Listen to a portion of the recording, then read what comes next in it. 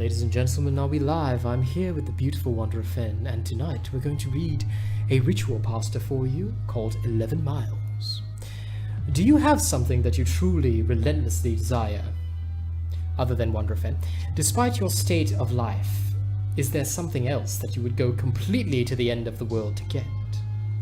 Well, lucky for you, there's a way to achieve what you've been looking for, and no, you will not need to go to the end of the world to get it. But you will need to go somewhere, and the place may be too out of reach for some. It's not far away, closer than one may believe, but there are requirements that some individuals may not possess. First, whatever it is you seek, you know you must seriously desire what you want. In your eyes, it should be something that you need.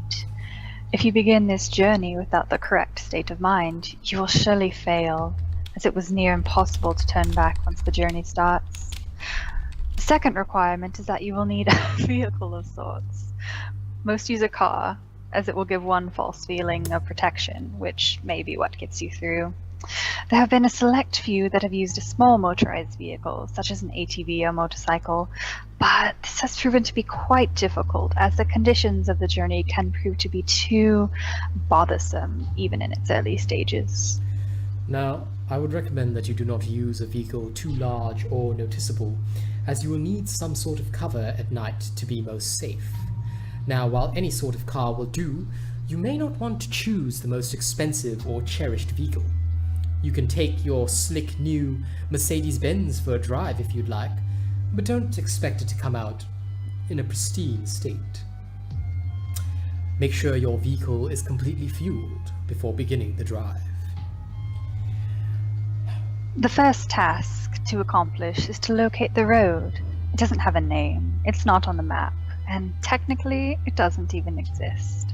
It will only show up if you're looking for it at the right time, and you will only spot it if you know what to look for.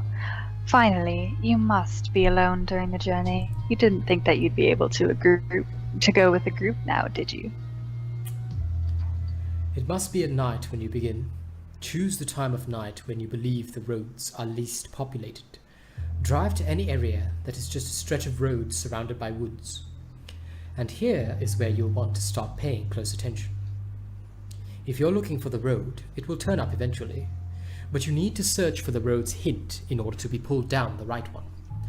Once you're close, you will see or feel the signs, but what the signs will be will depend upon what it is you desire.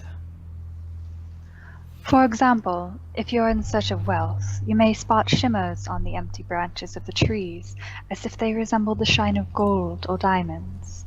If you seek love, you may begin to see the rose petals slowly dance in the light breeze, blowing in the road's direction.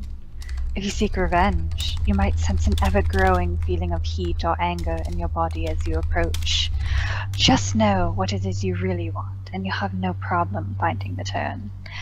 Once you're sure that you found the revealed road, take a deep breath and turn down onto it. At this point, you have officially started down the nameless road, which will bring you through 11 miles, leading to whatever it is you seek. Each mile would test your desire, and will expose if you really do want what you're searching for. Before you go any further, stop the car and be wary of a few warnings. Do not turn the radio on during the drive. Do not use a phone during the drive. Reception will be cut off anyway. Do not open the windows during a drive. Make sure they are closed before you continue. If you are riding a vehicle without windows or a top, then prepare for the worst, as the odds are heavily against you. Do not attempt to leave your vehicle at any time. Let me stress this. And you will never want to exceed 30 miles per hour, unless you're desperate to make it through a section of road. And most importantly, as with any drive, buckle up. Feel free to prepare and make sure you're ready. Once the road has been entered, time is stopped, so you don't need to worry about losing the night. Though you may not take notice, you're actually not in your own world anymore. Take one last moment to realize that once the first mile is over, there's no turning back. If you ponder turning back at all, know that you shouldn't even be on the journey in the first place. Once all is done, start continuing on the road. On the first mile, you won't see much change. The road passes through mostly woods, with a few miles being an exception. The air will turn colder, in which you should turn your heating system on, if the vehicle has one. You won't want to take your eyes off the road later. Take some time to calm any uneasiness you have by admiring the night sky. You'll see it completely lined with stars, more than what you would have ever believed possible. If the weather was cloudy beforehand, you'll notice that the sky is now clear. On the second mile, the air will become even colder. This is primarily the reason why traveling in an open vehicle is very difficult. With each mile, the air will drop in temperature even if the season should be warm. If the air is too cold to bear even with the heat on, your only option is to speed up. With each mile, the road also becomes more complex, taking more turns and showing an increasing amount of road hazards. Be sure to always keep focused on the road in front of you in order to avoid as many bumps and obstacles as possible. Hitting a few rocks and potholes won't hamper your progress too much, but you want to keep your car in the best condition for as long as possible. If your vehicle is forced to stop because of damage, then there's nothing left you can do but eventually freeze to death. On the third mile, you may begin to spot silhouettes of human figures in the linings of the trees. Pay no attention to them, even if they seem to get closer. It will be hard to resist peeking at their unnerving, distant appearance, but know that they will reveal themselves later. Upon this mile, the road will become dirt, if you weren't driving on it in the beginning. Keep to the center of the path, as it will become narrow and wide at random intervals. On a quick side note, should you ever attempt to turn around, despite the previous warnings, you'll be left on a path which never ends. You will simply run out of fuel eventually, and be left to freeze in the cold conditions. On the fourth mile, you will not only see more of the figures, but you will, in a sense, be able to hear them. In the back of your mind, a very faint, unintelligible whisper will echo. These will come and go, but you can't stop them. If they become bothersome or distracting, try and tune them out by thinking of what it is you desire. Attempting to listen and determine what the voices are saying will only attract them to you, and you'll want to be as far away from them as you can. They'll be closer later, so there's no use bringing them near to you this early. On the fifth mile, you will come to a clearing. The lining of trees to your left will disappear to reveal a lake with no end, and a beaming great moon hovering over the water. The illumination from the moon will be so spectacular that the vehicle's headlights will no longer be required. Restrain yourself from gazing at it. If you look at its light for even more than a few seconds, the road in front of you will end, throwing your vehicle into the water, in which you will freeze within mere minutes. The voices will be gone for this mile, but don't rejoice yet. They'll be back. On the sixth mile, take into account that you are more than halfway done. Despite the progress, you may lose hope here. The stars will have disappeared at this point, leaving the sky an empty, black abyss. The clearing will have ended, leading you back into the woods. The only light you will have will be provided from your vehicle's headlights, but they will flicker from time to time, even if you're sure they're in perfect working order. If you have a radio in the vehicle, it will turn on here automatically.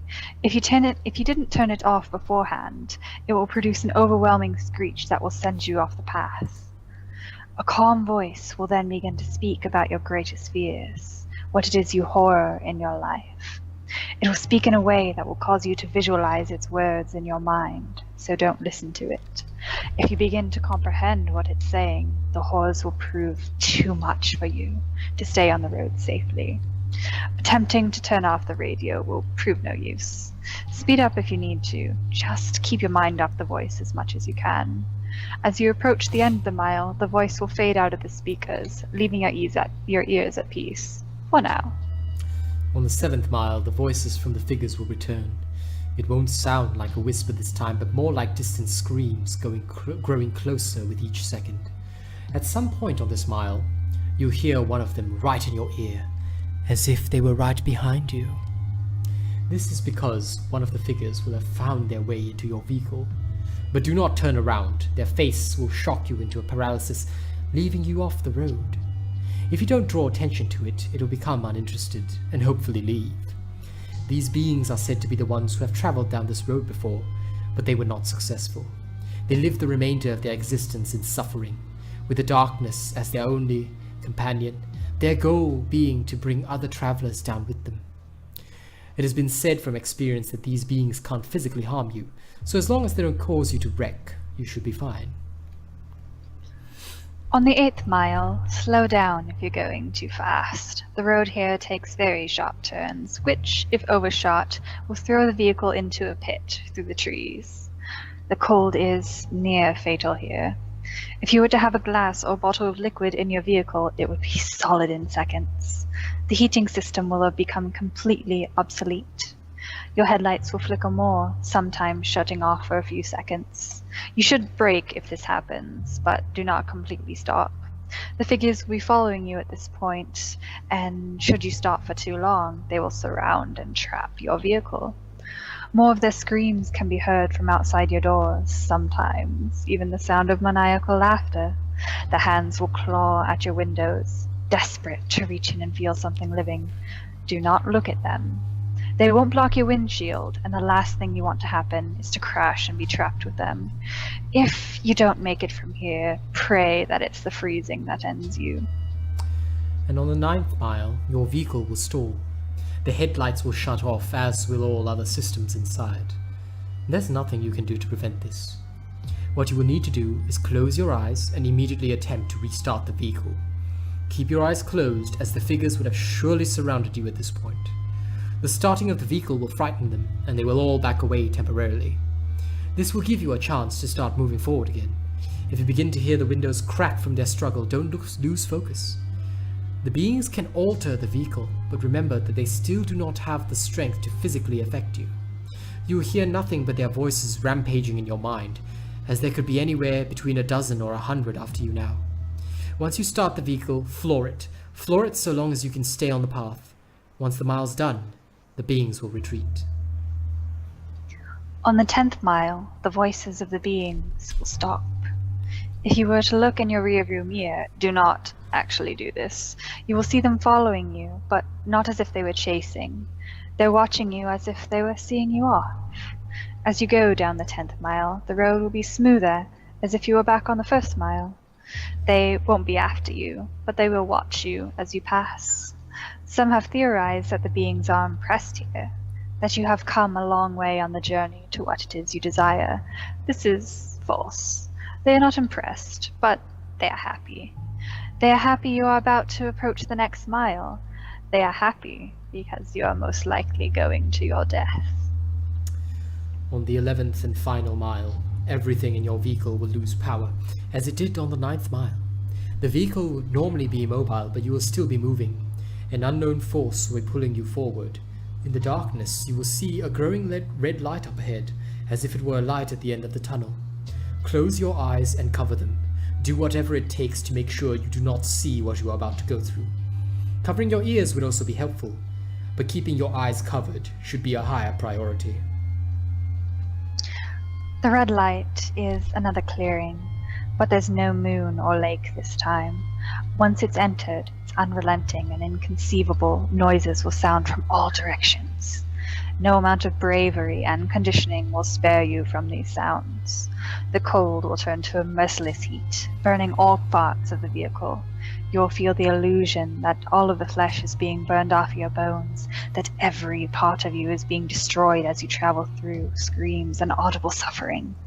As long as you keep your eyes closed and resist the urge to see where you are, you will survive through the suffering. This will last a total of 31 seconds, but many fail to keep their vision shut off during that time, and are left to the worst fate of the road. Where is this mile located? Those who have survived do not know. Some name it the transmission from hell, but whether it's a part of hell is debatable. After the final mile, power will return to your car. Stop the vehicle. Take a moment to possibly regain some of your sanity, and let the screaming in your ears begin to fade, and know that you have nearly completed your journey, with the hardest task overcome. Breathe and begin to drive forward once again.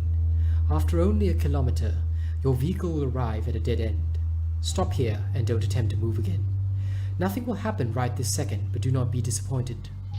Relax and close your eyes. Imagine in your mind what it is you've desired this entire time. It will most likely still be the same as when you entered, but with some the desire may actually change through making this journey. Think about what it was that you went through such a terrifying and difficult means to acquire, and imagine possessing it in your hands.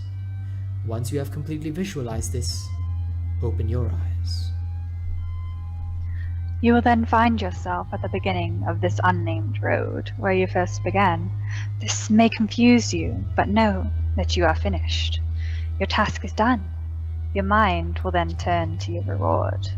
Whatever it is, if whatever you desired was material, check the back seat or in the trunk if the object was larger. If the object was small enough, it might already be in your pocket. If what you desired was non-material, then do not be disappointed if the change was not immediate. Turn back to where you came from, and you will find in your life what you wanted there. You may have found the love of your dreams. You may have gained unnatural, unimaginable powers. You may have put your most hated enemy to the most satisfying revenge possible. You will have no doubt gained what you have deserved. So now that the task is done, what's the catch? Is your vehicle cursed? Is there something you're about to lose? Is your death imminent? The answer to all of that is no, of course. You've done the challenge. You've proved worthy of what you desire. As stated before, the sounds of the 11th mile will continue to exist in your mind, potentially causing you some vivid and unusual nightmares, but these should prove nothing compared to what you've gained. Now my last question to all of you is there something else you desire? Are you not yet satisfied? After all, you're left right back where you started, the road's right in front of you. So are you up for another drive? If so, buckle up and move on forward. And that brings us to the end of the tale of 11 miles. So if you have something you desire enough, then take a drive and let us know what happens. We'll see you on the next one.